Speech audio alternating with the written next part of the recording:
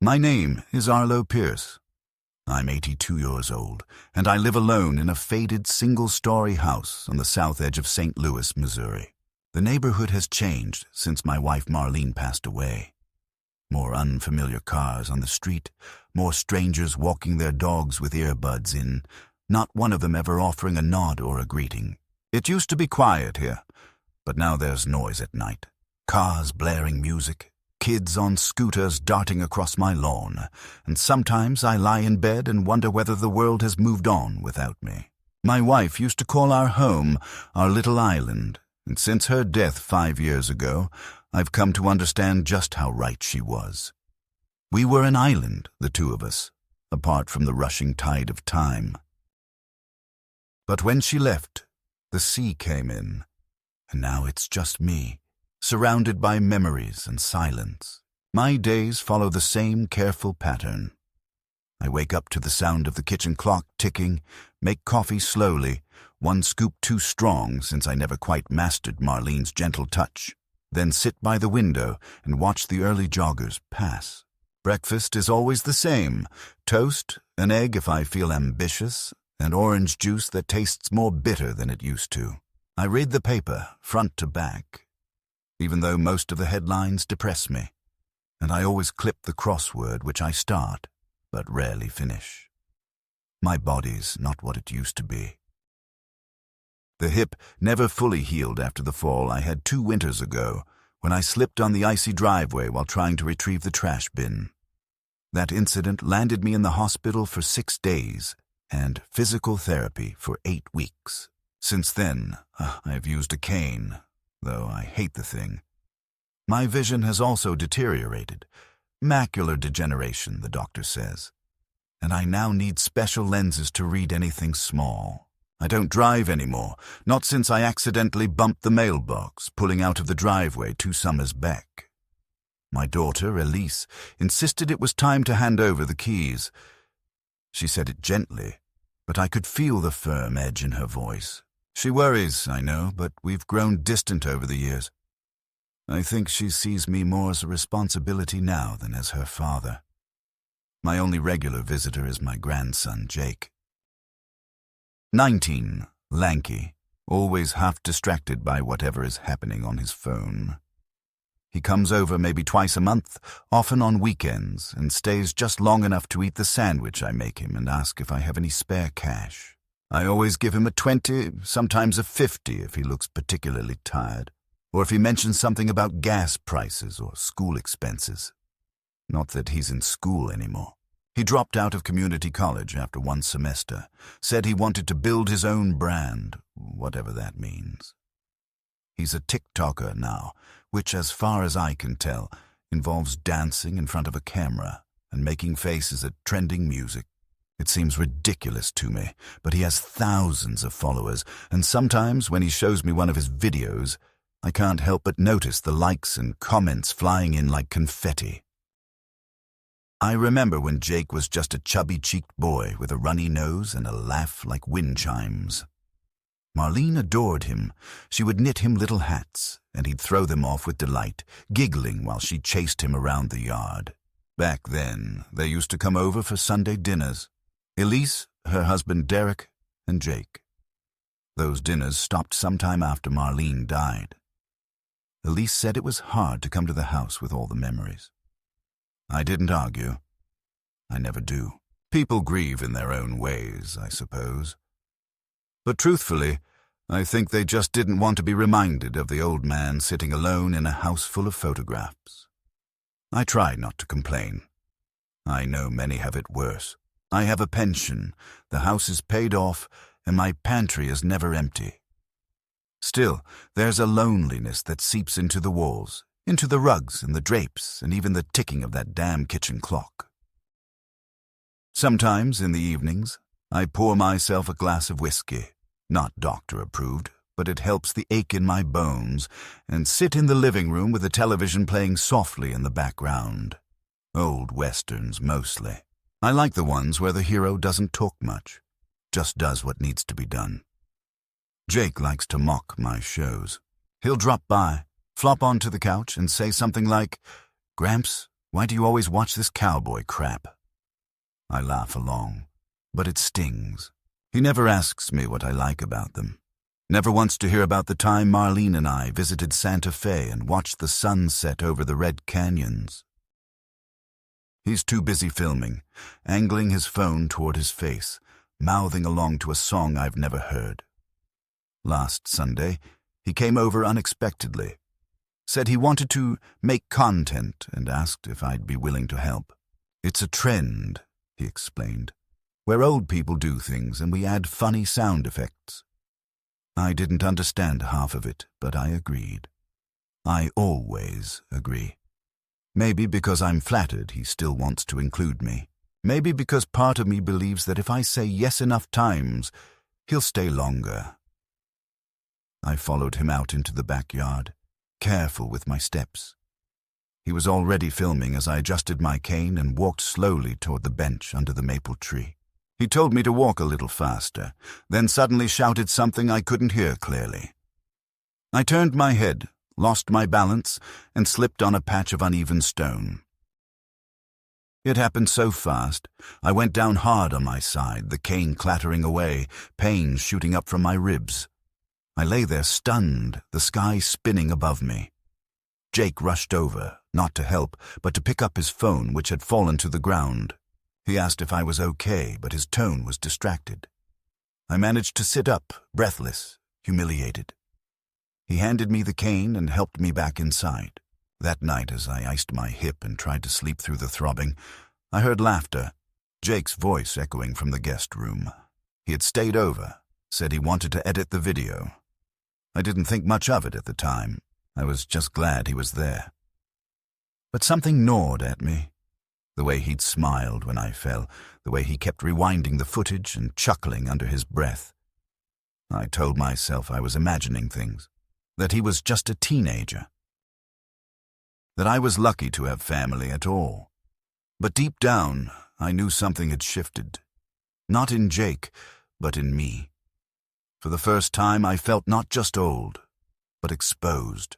And I had no idea that what had happened that afternoon in the backyard would not only wound my body, but would strip bare every illusion I had left about love, loyalty, and the cost of being someone else's joke. It was the following afternoon when I first found out what had really happened. Jake had left early that morning, mumbling something about needing to upload before noon, prime traffic. And I hadn't thought much of it. I'd made myself a pot of weak coffee and sat with the crossword, but I couldn't focus. My left side ached from the fall, and I winced every time I reached for the paper. I had told Jake to send me the video, thought maybe I could learn something from it, maybe even find it funny, lighten the mood, but he just said, yeah, it's not really your thing, and shrugged. I let it go. I always let things go. Around 3 p.m. the doorbell rang. I wasn't expecting anyone. I pulled on my slippers and shuffled to the door, moving slower than usual, muscles tight and uncooperative. When I opened it, I found my neighbor's teenage daughter standing there with a smirk on her face and her phone held up. "Is it true?" she asked, not even greeting me. "Are you the falling grandpa?" I blinked at her, confused. "What are you talking about?" I said. She rolled her eyes like I was pretending not to know. "It's all over TikTok, like you have 1 million views. Jake posted it yesterday. Everyone's saying you did it on purpose." Then she laughed and walked off down the path before I could ask anything more. The words didn't land at first. 1 million views. Posted what? I went back inside and sat heavily in my recliner. My hands trembled a little as I picked up the remote. My old television doesn't get apps, but I had a tablet in the drawer. I hadn't used it in months. It took me 20 minutes to find the charger, another 15 to remember the password. When the screen finally lit up, I opened the browser and typed Jake's name, then the word TikTok. The first link that came up had the title Epic Grandpa Fall, and the thumbnail was a freeze frame of my face mid-fall, mouth open, eyes wide. I clicked it. I've lived through a lot of things in my 82 years. War, layoffs, the death of my parents, burying my wife, but nothing prepared me for the experience of watching myself fall again and again, set to circus music. The clip was no more than 15 seconds long. It started with Jake whispering, "Watch this, y'all." Then it cut to me, walking slowly across the backyard, and then, right as I stumbled, a loud slapstick sound effect played over the image and text popped up on the screen. "Grandpa down. Funnyful. Ulls boomers be like. Rip bozo." The comments scrolled endlessly. People laughing, calling me a legend, calling Jake a genius. Some said I looked drunk, others said I faked it. One said, "Somebody get this man life alert," with crying emojis. Another just said, "Bro, let him die for clout." I couldn't finish reading. I shut the tablet and placed it face down on the table. For a long time I sat there, staring out the window, numb. I felt something I hadn't felt in years. Not sadness, not even shame. It was something more animal, more primal. Humiliation. The kind that gets under your skin and burns hot, like you've been stripped naked and left standing in front of a crowd that's howling with laughter, and all you can do is stand there and take it. It wasn't just the fall. It was how Jake had filmed it, edited it, packaged it, and offered it to the world like a party favor. And the world, God help me, the world ate it up. They devoured my pain and spat it back out in jokes and memes and share buttons. My body ached from the fall, but my spirit ached more. That night I called Jake. He didn't answer. I called again. Nothing. I left a message. "Jake, I saw the video. Please call me back."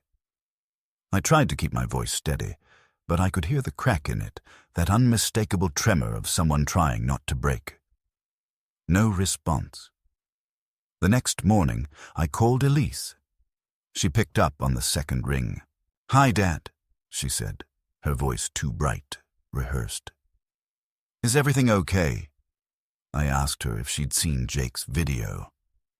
There was a pause, just long enough to give her away. Then she sighed. "Yes, Dad. I saw it. Look, I know it's a little dramatic, but it's just a video. Jake didn't mean anything by it. He's just trying to make people laugh. It's what he does. You were trending yesterday. You know that? You were on BuzzFeed. That's huge."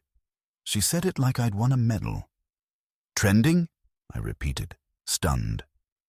"Do you understand what that video is? He filmed me getting hurt. He put it online. People are laughing at me." "No, Dad," she said, her tone flattening. "They're laughing with you. There's a difference. Don't be so sensitive." I hung up without saying goodbye. I didn't want to hear the rest of what she had to say. I couldn't bear it, not after everything. I'd given Jake rides when he was a boy, bought him birthday presents when his father forgot, taught him how to hold a hammer and fix a leaky faucet. I had sat through endless rambling about anime and internet jokes I didn't understand just so he would feel heard. And now he had offered me to the internet like a sacrifice, and his mother, my daughter, defended him. I felt like a fool. Worse than that, I felt discarded. Like I was no longer a person to them, just a prop, a punchline. The days that followed were surreal. I couldn't go outside without feeling eyes on me. One of the paper boys asked if he could take a selfie. A clerk at the grocery store said, "Don't fall on me, Grandpa, I ain't got insurance," then laughed like it was the funniest thing in the world. Even my mailman, always quiet and polite, smirked as he handed me a bundle of envelopes and said, "Internet's got you now, Mr. Pierce." I stopped going out. I closed the curtains, turned off the porch light. I unplugged the landline because reporters started calling, actual reporters, asking if I'd do a follow-up or maybe a reaction video. One guy offered $500 if I'd reenact the fall for a segment on viral boomers. $500 to relive the moment my body betrayed me, and my family laughed. I didn't answer him. I just sat there in the dark, listening to the hollow ticking of the kitchen clock, wondering how the world had become so cruel, so loud, and so devoid of shame. Eventually, I got a message from Jake. Not a call, not a visit. A message. "Hey, Gramps, chill out. It's just a joke. You're famous now. You should be thanking me." Thanking him. That's when I knew something had broken that couldn't be fixed. I didn't reply. I didn't even delete the message. I let it sit there, untouched, like a crack in the wall you're too tired to patch. A reminder that the damage is done, and pretending it's not there won't make it go away. I didn't sleep that night. I just sat on the edge of my bed, staring at the faded photograph of Marlene on the nightstand. Her smile frozen in a time when people didn't film each other, falling down for laughs. I whispered into the dark, "I miss you." And in the silence that followed, I wondered what she would have said, what she would have done. Probably something kinder than what I was about to do. But sometimes, even an old man has to draw a line. Even an old man gets tired of being laughed at. The thing about humiliation is that it doesn't just happen in the moment. It lingers. It sinks into your skin and changes the way you see everything. Your home, your family, your face in the mirror. That week, after the video went viral, I found myself walking differently, slower even than before, cautious not because of my hip, but because I was afraid of falling again. Not just physically, but symbolically, publicly. Every time I moved, I imagined someone watching, filming, laughing. I felt like a character in a bad sitcom whose only purpose was to get a laugh by slipping on a banana peel. It was absurd. I was a man who had worked 38 years as a steel accountant, paid off his mortgage, raised a daughter, buried a wife, and now I was the butt of a joke I never asked to be in. That realization didn't just sit with me. It hollowed me. 2 days later, Jake came back. I heard his car pull up in the driveway around noon. I didn't go to greet him. I stayed in my chair, staring at the black screen of the turned-off TV. He knocked once, then let himself in with the key I'd given him years ago, back when he was still in high school, and I thought trust was something permanent. "Gramps," he called, his voice too cheerful. "I brought tacos." I didn't respond. He walked into the living room, holding a paper bag, still smiling like we were on good terms. "You mad or something?" he asked, setting the bag down on the coffee table. I turned my head slowly. "You posted that video without asking me." He rolled his eyes. "Gramps, come on. It was hilarious. Everyone loved it. You were trending for 3 days straight. Even Cardi B commented on it." I stared at him. Is that supposed to make me feel better? He shrugged and unwrapped a taco for himself, biting into it with loud, smacking enthusiasm. "You just don't get the internet. It's not that deep. People laugh, then they move on. It's not personal." But it was personal. It was my body, my pain, my fall. It was the way he angled the camera to capture the stumble just right. The way he edited it to play in slow motion, then reversed it for a second laugh.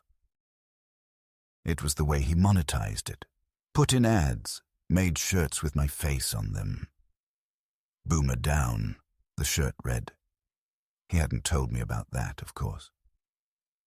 I found out when a stranger emailed me, asking if they could send me one for a signature. "You made merchandise?" I asked him now. He smirked. "It's just business, Gramps. People love it. I've already made close to $1,000. I was going to give you a cut. Chill." He reached into his jacket and pulled out a crumpled envelope. "Here, $100, just for being a good sport." He placed it on the table like a tip, then leaned back and went back to his taco. I didn't touch the envelope. I didn't touch the food. I didn't speak. I just looked at this boy, This boy I had once carried on my shoulders, once rocked to sleep during storms, and I realized that whatever connection we once had was gone. Maybe it had eroded slowly over the years, maybe it had died with Marlene, or maybe it had never been real to begin with. I don't know. But in that moment, looking at his casual disregard, his smug little smile, I felt something inside me shift. Not just disappointment, not even anger. Something colder, something final. "You need to take the video down," I said finally. Jake raised his eyebrows. "Why?" "It's already out there. Taking it down won't change anything. Besides, people have already downloaded it. It's not going away." He wasn't wrong. That was the worst part. The genie was out of the bottle, and no matter how tightly I tried to close the lid, my fall would still exist somewhere. On someone's phone, on a reaction channel, on a meme page. It would be played in group chats and late-night talk shows. My stumble, my pain, my face twisted in confusion, that was out there now. Forever. He left soon after, muttering something about boomer rage, and saying I needed to get over myself. When the door closed behind him, I stood up slowly, every joint complaining. I went to the hallway, opened the closet, and took out the wooden cane Marlene had carved my initials into. Then I walked to the front door and locked it from the inside. I removed Jake's spare key from the hook and slid it into a drawer he wouldn't find. That small act felt like reclaiming a tiny sliver of dignity. But the fallout didn't stop there. The next morning, I received a letter in the mail. No return address. Inside was a printed screenshot of the video with a handwritten note. LOL. Hope you fall again, old man. No signature. No explanation. Just cruelty on paper. I threw it away, but the words stayed with me. I couldn't stop imagining the kind of person who would send such a thing. A kid, maybe. Or worse, an adult. I started checking the mailbox nervously every day, scanning the street for unfamiliar cars. I began double-locking the door at night, something I hadn't done since the 80s. The world outside didn't feel safe anymore, not just physically, but morally. It was like the ground had shifted beneath me, and I no longer understood the rules. 3 days later, Elise showed up. She called ahead this time. Said she wanted to check in. When she arrived, she brought a pie from the bakery I liked and a strained smile. "Dad," she said, setting the pie on the counter, "we need to talk." I nodded. I knew what was coming. "Jake told me you're upset." Look, I know he should have asked. I told him that, but he didn't mean harm. He's just trying to get by. Times are hard for kids these days. No jobs, no prospects. He's building something, and this video gave him a real boost. I stared at her, disbelief mounting. "A boost," I repeated. "He filmed me falling. You've seen the comments." She waved a hand. "You can't take those seriously. The internet isn't real life. People say things they don't mean." "It's real enough to ruin someone's dignity," I replied. "He turned me into a joke, Elise, and you're defending him." "I'm not defending," she said. "I'm explaining. You always said we have to adapt. Well, this is the world now. Everything's content." That word, content, it made me sick.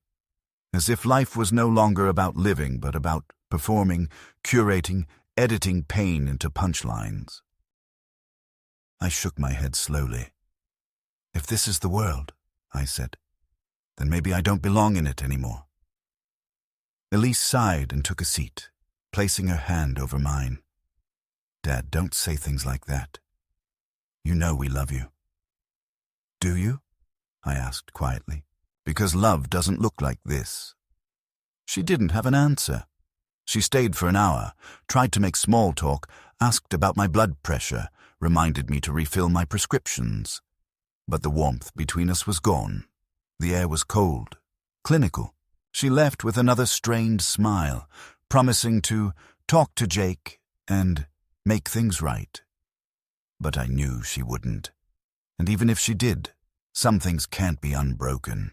That night I opened the drawer beside the couch and pulled out the old photo albums. I flipped through them slowly, page by page. Marlene in her garden hat, smiling under the sunflowers.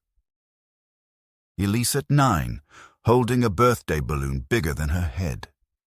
Jake as a baby, asleep in my arms, mouth open, drool on my collar. I stared at that photo for a long time. What happened to that boy? What happened to all of us? Outside, the wind picked up. The branches tapped the window like fingers. I closed the album and set it gently back in the drawer. I knew the worst hadn't happened yet, but it was coming. I could feel it like a storm on the edge of the horizon, waiting for the right moment to strike. It wasn't until the segment aired on national television that I realized the full scale of the damage. That evening, I dozed off in the armchair after dinner, the TV still on in the background, humming with noise I no longer paid much attention to. I woke up to the sound of applause, canned and soulless, followed by the host's voice, laughing, "Now this one had us in stitches all week. Meet the grandpa who took a tumble, and the internet by storm." I opened my eyes and turned toward the screen just as they played it. Again, the same clip of me falling, this time with audience laughter added for effect, slowed down and replayed with exaggerated zooms. The host cackled, slapped his desk, then looked into the cameras and said, "Get this guy a helmet." The audience roared. Then he added, "Don't worry, folks, he's okay. His grandson says he gave him permission." I sat frozen, the warmth draining from my face. I hadn't given anyone permission. And yet, there I was, reduced to a gag, beamed into millions of homes under false pretenses. The phone rang 5 minutes later. It was my old friend Walter, who I hadn't spoken to in months. "Arlo," he said, his voice unsure. "Was that you?" I said yes, quietly, and he went silent for a moment. Then, awkwardly, he asked if I was okay. I told him I was fine. I lied. I told him it wasn't a big deal. I lied again. After we hung up, I sat alone in the dark, the television still glowing in the corner, showing ads for energy drinks and online casinos. I didn't turn it off. I just stared at it, like someone watching their own trial verdict being read. For the first time in my life, I felt truly powerless. Not just old, not just out of step, but objectified. My body, my age, my weakness turned into currency. And the ones who did it were my own blood. Later that night, I checked Jake's TikTok again, against my better judgment. The video had hit 15 million views. The comments were worse than before, more creative in their cruelty. People had made duets, other kids filming themselves pretending to be me, falling in slow motion, adding fake groans. One of them used a filter to make their face look wrinkled. "Tag your boomer," it said. I saw that Jake had posted another video, a follow-up. In it, he talked about how grateful he was for the support, how his grandpa was totally cool with it, and how they were thinking about starting a podcast together. That last part nearly made me throw the tablet across the room. We hadn't spoken since the taco visit. He hadn't even texted. He'd fabricated an entire relationship for clout, and people believed him. They showered him with praise. "Wholesome," one comment read. "This kid really loves his grandpa." I couldn't sleep. I got out of bed, walked the house slowly, my cane tapping like a metronome in the silence. I passed the dining room where Marlene's portrait hung and paused. Her eyes were gentle, knowing. She used to tell me I was too soft on Elise, too indulgent with Jake. I didn't listen. I thought love meant saying yes, letting go. But now I wasn't sure what I'd taught them or what kind of man I'd allowed Jake to become. The next morning, I called Elise again. She answered on speaker, her voice distracted, children yelling in the background. "Dad, I can't really talk," she said. "The twins have a recital, and Jake's dealing with a brand deal issue." I interrupted her. I saw the segment on TV. Silence. Then, oh. I waited. She didn't offer anything else. They said I gave permission. "I know," she said finally. Jake thought it would calm people down. There were some complaints about exploiting elders. He said saying you approved would help. "And you agreed to that?" "Dad," she sighed, "this is how the world works now. You go viral. There's attention. People want a narrative. Jake was trying to protect you." I felt my breath catch. Protect me? By lying. By softening the story, she said. "Anyway, what does it matter? No one's laughing at you personally. They're laughing at the fall. It's just a moment. And honestly, you're kind of famous now." She laughed like that was supposed to be a gift. I hung up. I couldn't listen anymore. I stood at the window, staring out at the yard where the fall had happened. I remembered every detail now. The crunch of gravel, the jolt in my side, the sun in my eyes. But more than that, I remembered the look on Jake's face right after. Not concern, not fear, but glee, excitement. That was the moment I realized this wasn't just insensitivity. It was opportunism, calculated, rehearsed, cruel. And somewhere, buried in my stomach like a stone, I began to feel something I hadn't felt since I was a boy in South Dakota, standing up to a bully twice my size. Resolve.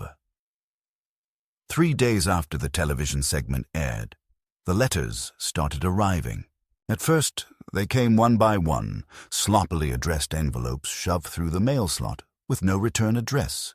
Then came the emails, somehow routed through a decades-old AOL account I rarely used. I didn't know how these people had found my information. Perhaps Jake had mentioned my full name in one of his live streams, or perhaps someone had done a reverse search on public records, but however they'd gotten it, they came without hesitation. Most of them were short, anonymous, cruel. Die slower. Stay down, old man. Hope your next fall is fatal. Some included screenshots of me mid-fall, photoshopped into absurd scenarios, on the moon, in a wrestling ring, riding a banana. Others were more insidious, pretending to be sympathetic only to pivot into mockery. As a geriatric nurse, I see falls all the time. Yours was the funniest yet. One message stood out. A direct message sent through a platform I didn't even recognize. It read, "I used to love my grandpa. Then I saw you and remembered how weak and pathetic old people are. Thank you for the clarity." That one sat with me in a way the others didn't. I tried to delete it and found I couldn't. I didn't know how. I called the police, thinking maybe they could help, or at least file a report. A polite but distracted young man on the phone told me that unless there were physical threats or stalking, nothing could be done. "Block them," he said. "Try changing your contact info." As if erasing a life's worth of identity was as simple as clicking log out. I hung up and sat in silence. The house felt different now, smaller, tainted. Every room carried an echo of that video. Every object another reminder that I had been digitally stripped of my dignity and handed to a world that didn't know my name but felt entitled to laugh at my body. That night, I dreamt of Marlene. In the dream, she was sitting in the garden, pruning her roses, but every time I tried to walk toward her, I stumbled. Over and over again, I fell, into dirt, into thorns, into silence. When I woke up, there were tears on my cheeks. I hadn't cried in years. I didn't think I still could. Later that week, I received a phone call from a woman named Lynn Hartley, a social worker attached to the Missouri Department of Adult Protective Services. She said she had received a report, anonymous but concerning, that suggested I might be experiencing confusion, disorientation, possible early-onset dementia, and an inability to care for myself. I felt something twist in my stomach. I asked her who had submitted the report. She said she couldn't disclose that. I asked what evidence there was. She said the video had raised red flags, as had some of the social media discourse. I sat there, stunned, holding the receiver, my mouth dry. "Mr. Pierce," she said, "this doesn't mean anything's been decided. We just need to conduct a wellness check, perhaps schedule an evaluation. It's routine." After we hung up, I sat in the kitchen, staring at the floor tiles Marlene had chosen years ago. Blue and white with a faded floral pattern. I imagined her here, placing her teacup gently on the counter, humming some forgotten song, unaware of the world our family would become. I picked up the phone and called Elise. She answered quickly this time. "Dad, I was just about to call you." Her tone was too smooth, too prepared. I asked if she had anything to do with the social worker. She hesitated. "Jake was worried. You've been acting strangely, not answering calls. We just want to make sure you're safe." "Safe from what?" I asked. "From being left alone?" "From hurting yourself," she said. "From falling again. You're not as strong as you used to be." The cruelty of it was so casual. Like she was discussing lawn maintenance. "So you want me institutionalized," I said. "You want them to take control." "No, Dad," she insisted. "We just want what's best. Maybe you'd be more comfortable in a facility. One with staff. You could meet other people your age. You wouldn't be so combative. I want you to listen to me carefully," I said, my voice trembling. "If you or Jake attempt anything legal, if you try to have me declared incompetent, I will fight it. I may be old, but I'm not gone. Not yet." She sighed. "Dad, don't be dramatic. This isn't about power. It's about love." "Love doesn't look like this," I replied. "And if it does, I want no part of it."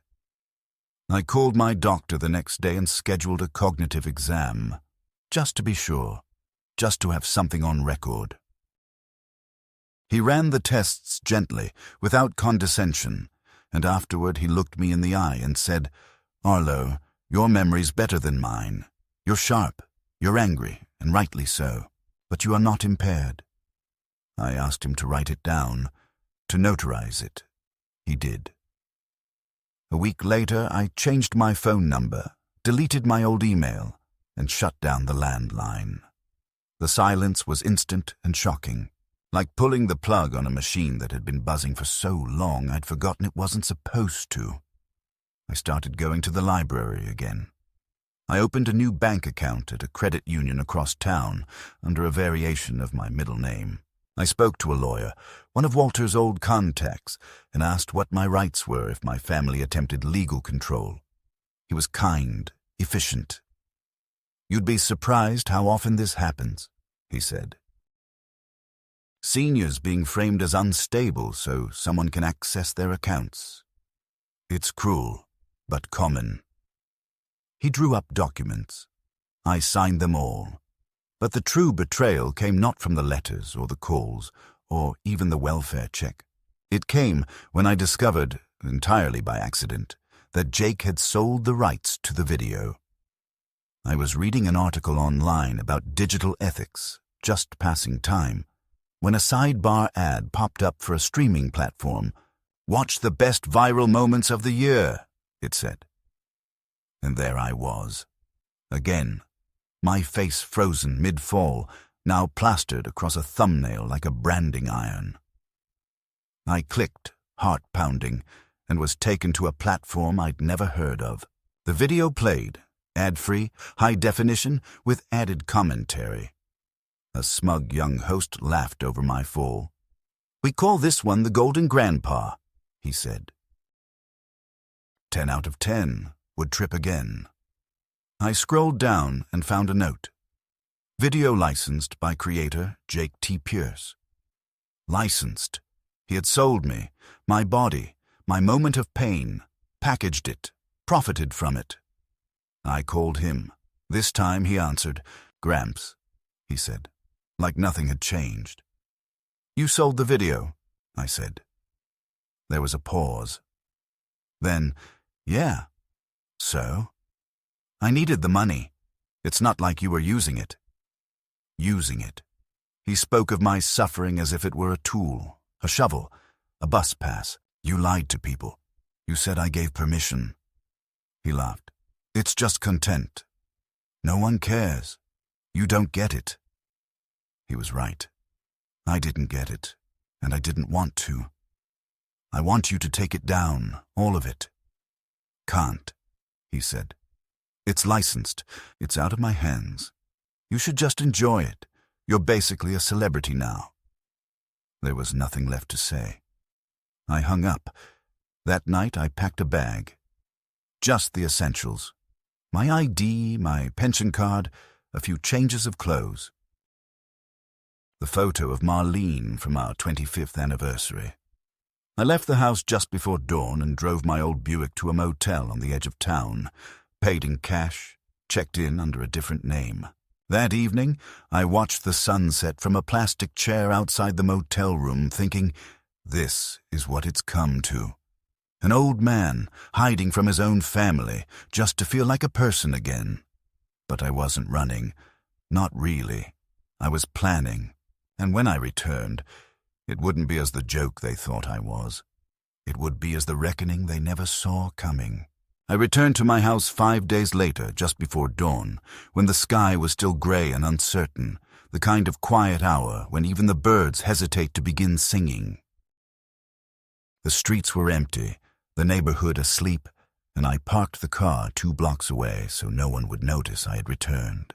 My steps were measured as I walked up the path toward my own front door, a door I'd once painted blue with Marlene on a windy spring afternoon, and slid the key in slowly, half expecting something to have changed in my absence. Nothing had. Everything was exactly where I left it, except colder. Even the dust seemed more deliberate, like the house had been holding its breath. I didn't turn on the lights. I sat in the kitchen and waited, thinking through every word I would say and every step I would take. This wasn't a moment for fury. Fury was a luxury of the young, of the impulsive. No, this was a time for precision, for clarity, for consequence.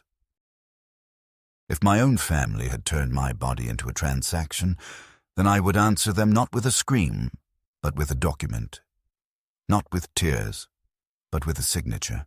At 9 a.m. sharp, I walked into the office of Wallace & Breyer, attorneys at law, a place I hadn't visited in over a decade, last time for Marlene's will. Meester Rademeester, Breyer, an older man now nearing retirement himself, still remembered me, still clasped my hand like it meant something. I told him everything, no exaggerations, no embellishments, just the facts as they unfolded.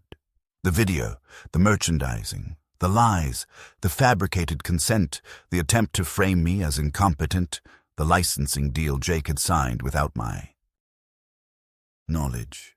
He listened in silence, making notes on a yellow pad, nodding occasionally, his brow furrowing at each new detail.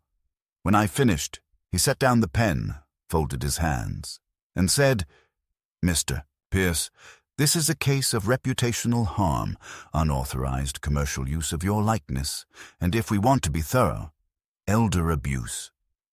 The evidence you've collected, screenshots, emails, legal documents, all of it builds a credible claim. But the question is, what do you want to happen?" I looked him directly in the eye. "I want to end their access to me. I want to end their power. And I want the world to see that I was never part of the joke. I was the one paying the price." We began with a cease and desist letter addressed to the content platform and to Jake himself, demanding the removal of all monetized videos using my image. or physical likeness, citing lack of consent and emotional distress. We filed paperwork to revoke Jake's limited access to my financial records, something Elise had set up without my full understanding years ago under the guise of emergency management. Then, we initiated a petition to open a civil case for damages incurred through unauthorized exploitation of my image, naming both Jake and Elise as co-defendants, arguing that Elise had enabled and profited from the situation directly or through complicity. Lastly, we prepared an affidavit reaffirming my mental and physical competence, supported by my doctor's recent evaluation, to preempt any countersuit or guardianship claim. 2 days later, Jake showed up at my house. He didn't knock. He banged. I heard him from the kitchen, shouting through the door, his voice sharp with panic. "Gramps, open the door! What the hell did you do? Are you crazy? I'm getting emails from lawyers. You're ruining my brand." I didn't answer. I sat still at the table, the kettle whistling on the stove like a soundtrack. He kept banging. "You're making a mistake. I didn't do anything wrong. People loved the video. I made you famous." I stood up slowly, walked to the door, and opened it just enough to see his face. Red, wild-eyed, his phone still in his hand. "You betrayed me," I said calmly. "You didn't ask. You didn't care. And now there are consequences." He stepped forward like he might try to push past me, but I raised my cane just slightly, enough to remind him this was still my home. "You think this is going to fix anything?" he spat. "You're going to die alone, old man. That's what this gets you." "Nothing." I smiled. "I've had nothing for years, Jake. Nothing but silence.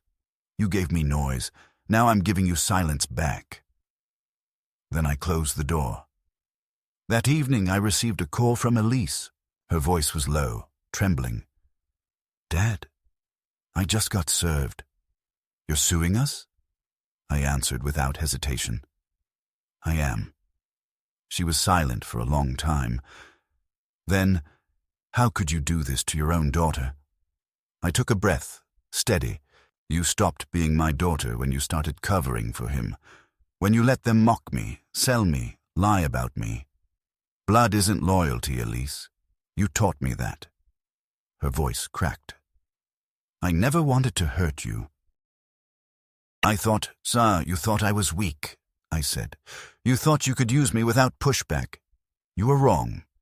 I didn't raise my voice. I didn't cry. I simply hung up. Over the next week, the internet, predictably, turned. News spread quickly. A local paper picked up the story, then a national one. "Viral Grandpa Fights Back," the headline read. "Elderly man sues influencer grandson over exploitation." The article quoted my lawyer, cited legal precedent, included screenshots of the original video and the cease and desist. Suddenly, the tone shifted. The public that had once laughed now turned curious, then concerned. Comments began to appear under Jake's videos. "This isn't funny anymore." "Wait, did your grandpa even agree to this?" "Man, this is messed up." Sponsors dropped him. Collaborators deleted their duets. His follower count plummeted. A few old friends reached out to me, quietly, respectfully, to say they'd always wondered whether it was staged. I didn't answer most of them. I didn't need validation. I needed truth. When the court date arrived, I wore my best suit, gray wool, a little outdated but clean, pressed, dignified. I sat beside my attorney and watched as Jake shuffled in, no longer confident, no longer smirking, just a boy unmasked. Elise sat behind him, her face pale, her hands shaking. I didn't look at her. When the judge asked if I had anything to say, I stood and spoke simply. "My name is Arlo Pierce. I'm 82. I served my country, paid my taxes, buried my wife, and raised a family. I am not a punchline, I am not content, and I am not disposable." The courtroom was quiet. The silence, for once, was mine. The case settled quietly out of court 3 weeks later. Jake, through his newly appointed legal counsel, agreed to remove all videos and promotional materials featuring my image and to relinquish any future monetization rights connected to the so-called fall clip.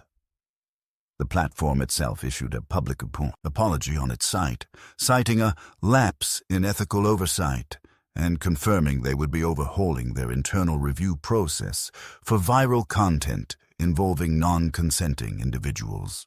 As part of the agreement, Jake paid a modest but symbolic sum in damages, a figure that mattered less for its monetary value and more because it had to come from his own pocket. No crowdfunding, no sponsors, no parental bailout. Just him, confronted for the first time in his life with the full weight of responsibility. Elise sent one final letter, not handwritten, not signed, just a formal statement expressing regret for any perceived harm and confirming she would no longer attempt to contact me. I read it once, then burned it in the kitchen sink with a long match, watching the page curl in on itself until all that remained was smoke and black ash in the porcelain basin. After the storm passed, the silence returned, but this time it felt different. It wasn't the heavy, hollow silence of isolation, but something cleaner, emptier in a way that invited breath. I began rising earlier again, making stronger coffee, walking more steadily on the path behind the house. I patched a loose railing by the porch myself, tightening the bolts with a kind of satisfaction I hadn't felt in years. I started going to the library every Tuesday. Not just for the books, but to talk with the librarian, a widow named Claire, who had a calm voice and remembered my name each time. She asked about Marlene once, and I told her about our wedding day in 1963, about how the priest mispronounced my name, and she laughed so hard she dropped the bouquet. Claire didn't interrupt. She just listened, the way people used to when stories still meant something. I never reconnected with Jake or Elise. I didn't seek revenge beyond what had already passed through the system. I didn't reply to Jake's final message, a stilted, half-hearted, "Hope you're doing okay," sent months later without warmth, without apology. I simply deleted it. Whatever bridge had once connected us was long burned, and I had no interest in rebuilding it out of ash and memory. Some losses, I've come to believe, must remain losses. Not all pain deserves closure. Some must simply be named, endured, and released. But not all endings are empty. One afternoon, while reading in the park, I was approached by a young man, mid-20s, nervous posture, holding a clipboard. He asked if I was Arlo Pierce. I said yes, cautiously. He smiled and told me he was working with an advocacy group that had read about my case. "You're kind of a hero to some folks," he said, and before I could correct him, he continued. "My grandfather went through something similar. Not viral, but humiliating. No one took it seriously. But after your story made the news, we had a meeting at my college about digital consent. We used your name, your face. People listened. I didn't know what to say, so I said thank you." He gave me a card and walked away. Later that week, I visited Marlene's grave for the first time in months. I brought white lilies, her favorite, and stood quietly under the old elm tree that shaded her headstone. I told her everything, not because she needed to know, but because I needed to say it. About the fall, the betrayal, the silence that became noise and then silence again. About the strange world we now lived in, where pain could be currency and shame could be framed for entertainment. I told her about the boy with the clipboard and how maybe, in some strange way, it mattered that I stood up, even if I had stood up alone. And when I finished, I didn't cry. I just stood there, letting the wind touch my face, feeling more human than I had in years. That night, back home, I made myself a small dinner. Nothing fancy, just soup and bread. and sat at the table, not watching television, not checking the internet, just sitting, breathing, being. For the first time in a long time, I wasn't waiting for anything. I wasn't bracing. I wasn't ashamed. I was just a man in his own home, no longer afraid to fall.